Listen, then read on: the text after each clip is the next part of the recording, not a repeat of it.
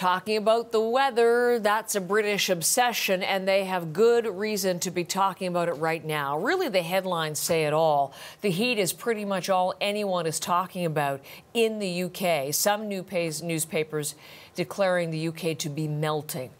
It is certainly breaking records. We're just getting some breaking details from the UK Weather Office, the Metropolitan Meteorological Office, that right now, Britain appears to have shattered the record for its hottest day ever, the highest temperature ever recorded, and this is in southeast England.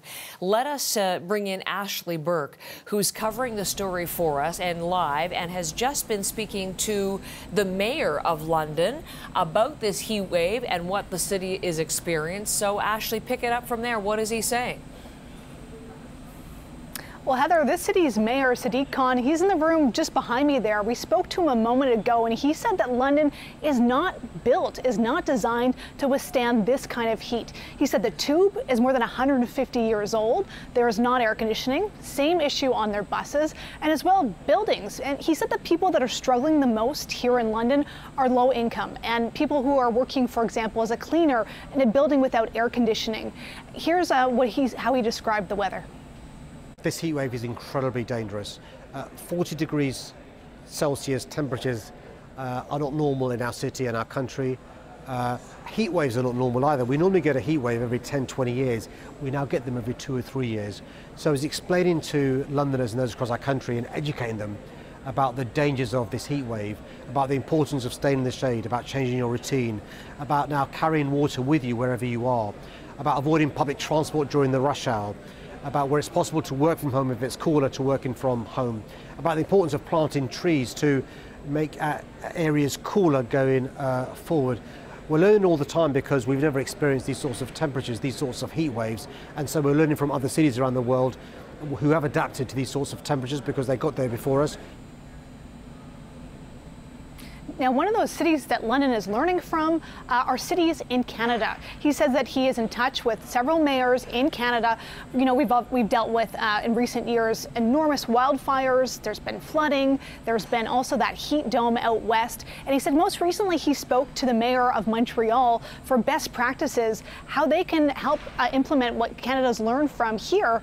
And one of the biggest things he said he recently learned is about making sure they are planting more vegetation when possible, and he has a goal, he said, of planting 400,000 trees by 2024. And Canada obviously as well, the federal government, that's something they have long pledged to be planting more trees in Canada.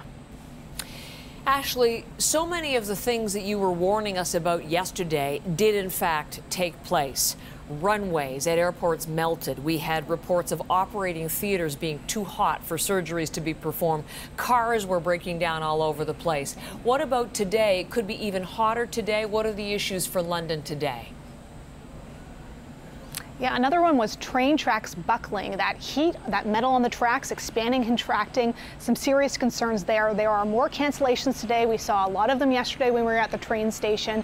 So they are warning people again, stay home, don't take the train unless you absolutely need to. That is advice that we didn't see people taking yesterday. Many were still moving on with their vacations, saying they had places to go, describing it as a bit hysterical from the government, they said, and authorities, saying that they should still be able to ride the train.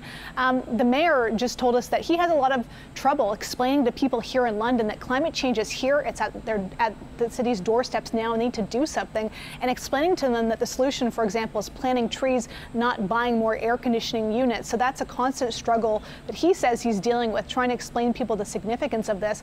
And as well, the Conservative leadership race is underway here in the city right now, and they are narrowing down that list of candidates. And one thing they're not talking about and being criticized for not talking about is climate change. It's not a top priority as part of candidates' pitches, and he criticized that. He said that's an enormous problem. He also took an aim at Prime Minister Boris Johnson and said that he should have left right away, that the Deputy Prime Minister should have stepped in. He accused Johnson of just, turning off to the issues going on right now and checking out, including, for example, not attending an emergency meeting this past weekend on the heat wave, and rather, he said he was attending a party at Checkers, which is one of the official residences here. So he said he wants to see him leave that role. Obviously, that's not going to be happening. He said Johnson has said until the fall when they pick the new prime minister.